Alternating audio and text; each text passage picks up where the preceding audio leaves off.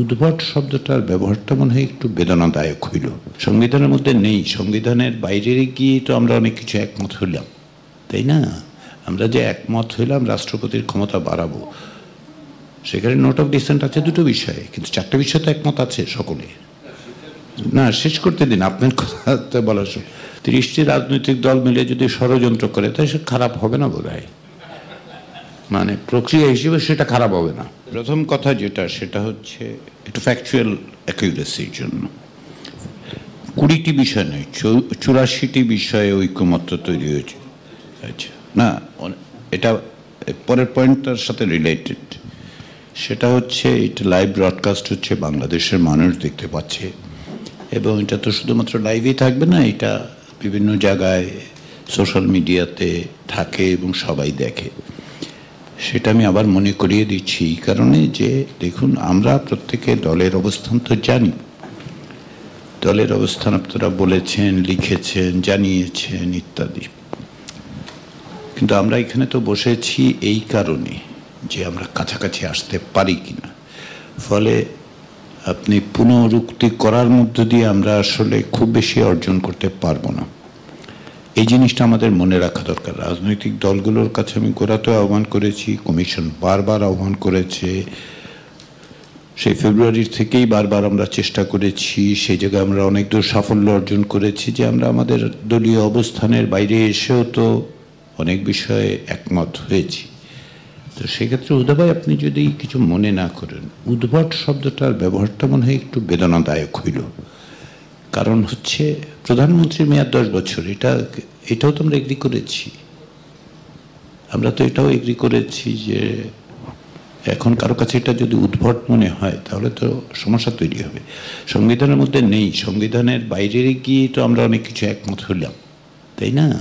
আমরা যে একমত হইলাম রাষ্ট্রপতির ক্ষমতা বাড়াবো, সেখানে নোট অফ ডিসেন্ট আছে দুটো বিষয়ে, কিন্তু চারটে বিষয় তো একমত আছে সকলে। না, শেষ করতে দিন আপনার কথা বলার সময়। তো ফলে সব কিছুর মধ্যে আমরা সকলে এখানে বসেছি, আলোচনা করছি, এর মধ্যে ষড়যন্ত্রের কিছু নেই। এটা পাবলিকলি একটা ডেলিবারেশন হচ্ছে, এর মধ্যে কোনো রকম ষড়যন্ত্র খুঁজে পাওয়ার চেষ্টা না করলে আমাদের জন্য, সকলের জন্যই ভালো। আপনার আর 30টি রাজনৈতিক দল মিলে যদি ষড়যন্ত্র করে তাই সে খারাপ হবে না বোধ হয়, মানে প্রক্রিয়া হিসেবে সেটা খারাপ হবে না। আপনি প্রধান উপদেষ্টার বক্তব্য থেকে বলতে গিয়ে আবার বলেছেন যে আমরা ডিপার্ট করছি কেন, আমরা সরে আসছি কেন, এই ব্যাখ্যাটা আমি দিয়েছি, কিন্তু বোরহান ভাই তুলেছেন, আমি কমিশনের অবস্থান বলেছি যে না, আমরা সরে আসছি না। এখানে কেবল সিম্যান্টিক, বাক্যগত শব্দগত পার্থক্য নয়, অঙ্গীকার এবং বাধ্যবাধকতার প্রশ্ন, আইনি ব্যবস্থার প্রশ্ন, এগুলি তো শুধুমাত্র হেয়ার স্প্লিটিং ওয়ার্ড না, সিম্যান্টিক না।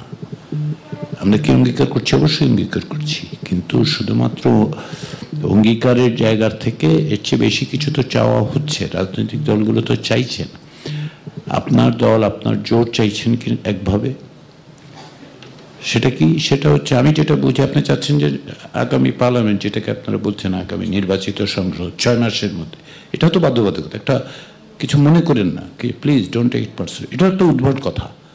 এই অর্থে আমি যদি বলি আর কি, 6 মাস কেন, 9 মাস না কেন, 18 মাস না কেন, 5 বছর না কেন, ওরা তো 5 বছরের জন্য নির্বাচিত হবেন, আপনি তাকে 6 মাসের হাত পা বেঁধে দিচ্ছেন কেন?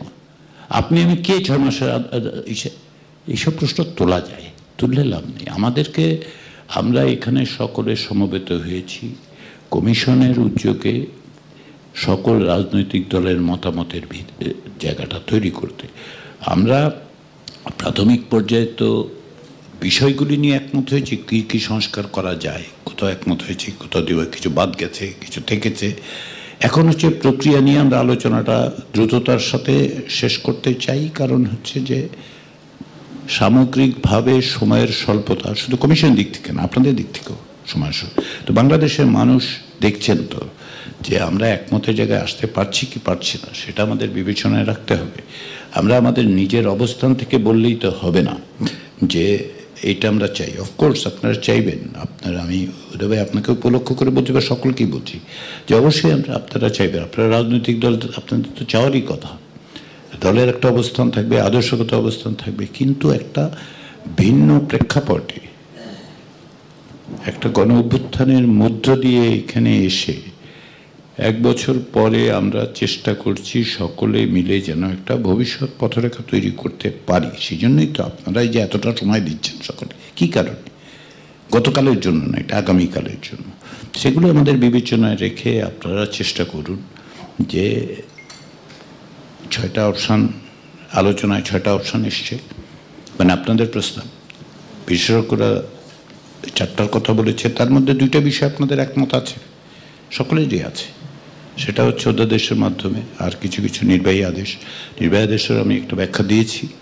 তো তার বাইরে যেটা সংবিধান সংশ্লিষ্ট বিষয়গুলোতে কিভাবে আমরা নিশ্চিত করতে পারি যে আমরা আমাদের এই প্রচেষ্টা, সকলের প্রচেষ্টা, গত আন্দোলনের যে আকাঙ্ক্ষা গণঅভ্যুত্থান, সেগুলিকে আমরা রিফ্লেক্ট করতে পারছি কি পারছি, সেটাই তো এক জায়গায় আসার চেষ্টা, তাই না? কিন্তু শেষ বিচারে আপনারাই আসবেন, মানে আপনারাই দেশ পরিচালনার ক্ষেত্রে আপনাদের এই ভূমিকাটা তো থাকবে, যেভাবেই থাকুক।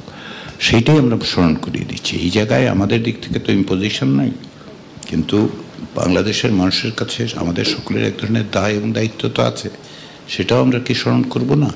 সেটাই হচ্ছে আমার প্রশ্ন। আবারও আমি আপনাদের অনুরোধ করি, আপনারা দলের অবস্থান বলেছেন, লিখেছেন, লিখিতভাবে দিয়েছেন, এখন সকলের অবস্থান জানেন।